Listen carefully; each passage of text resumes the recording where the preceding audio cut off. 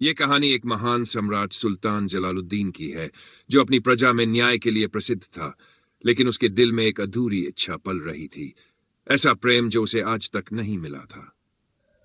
सुल्तान की सल्तनत में एक गुलाम फराज था, जो वफादारी और ईमानदारी में अपनी मिसाल आप था। वह बादशाह का सबसे पुराना सेवक था और उसकी इकलौती बेटी हसीना को सुंदरता की देवी माना जाता था। उसकी गहरी नीली आंखें, रेशमी काले बाल और मासूम मुस्कान ने न जाने कितने दिलों को बेचैन कर रखा था, लेकिन वह सादगी और गरिमा की मूरत थी। एक दिन बादशाह अपने गुलाम फराज के साथ शिकार पर निकला। जंगल में घूमते हुए बादशाह को तेज प्यास लगी, तो फराज उसे अपने साधारण से कच्चे घर पर ले आया। हसीना ने बेहद आदर से बादशाह को पानी पेश किया। जैसे ही बादशाह की नजर हसीना पर पड़ी, वह पल भर के लिए सब कुछ भूल गया। उसके दिल की धड़कन तेज हो गई, जैसे कोई जादू चल गया हो। यह कौन है? बादशाह ने हैरानी से पूछा। हुजूर, यह मेरी बेटी हसीना है, फराज ने विनम्रता से जवाब दिया। बादशाह ने हसीना को गौर से देखा और तभी उसके दिल में एक जुनून जाग उठा। वह हसीना को अपनी मलिका बनाना चाहता था।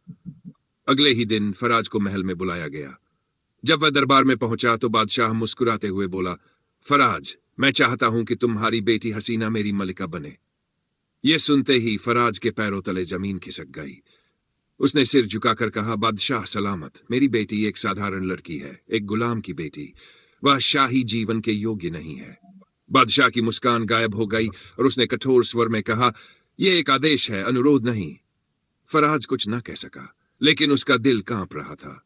वह जानता था कि हसीना इस विवाह के लिए कभी तैयार नहीं होगी। वह रोता हुआ अपने घर गया और अपनी बेटी को हकीकत बता दी। हसीना ने अपने पिता के चेहरे पर डर देखा, लेकिन उसकी आंखों में बगावत की चमक थी। अब्बा, मैं बादशाह से शादी नहीं करूंगी, हसीना ने दृढ़ स्वर में कहा। लेकिन बेटी, यह बादशाह का हुक्म है, हम इनकार नहीं कर सकते। फराज बेबसी से बोला, चाहे कुछ भी हो जाए, मैं अपनी मर्जी के बिना किसी की नहीं हो सकती। हसीना ने फैसला सुना दिया। महल में बादशाह को खबर मिली कि हसीना ने इनकार कर दिया है। यह उसके घमंड को गहरी ठेस पहुंचाने वाली बात थी। वह किसी का इनकार सहन नहीं कर सकता था। बादशाह ने अपने खास वजीर निजामुद्दीन को बुलाकर कहा, मुझे हसीना को हर हाल में पाना है, चाहे किसी भी कीमत पर।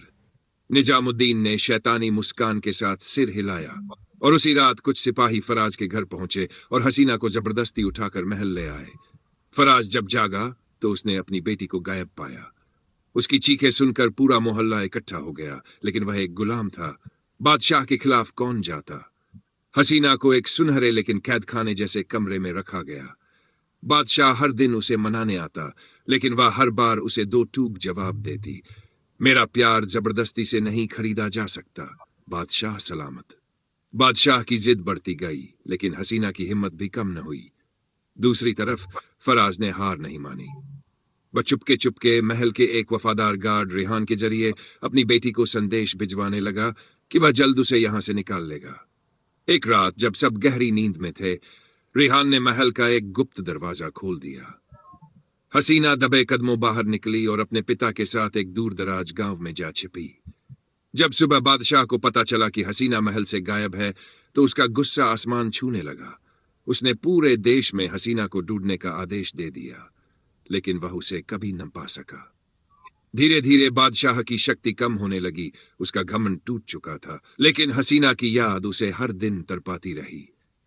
उसके बाद किसी ने नहीं सुना कि वह कहां गई, लेकिन कुछ लोगों का मानना था कि वह एक बहादुर कबीले के सरदार से शादी करके एक नई जिंदगी जीने लगी। बादशाह ने अपनी आखिरी सांस तक हसीना को पाने की चाहत में जी लिया, लेकिन किस्मत ने फैसला पहले ही सुना दिया था। प्यार कभी जबरदस्ती से नहीं मिलता और घमंड हमेशा मिट्टी में मिल जाता है।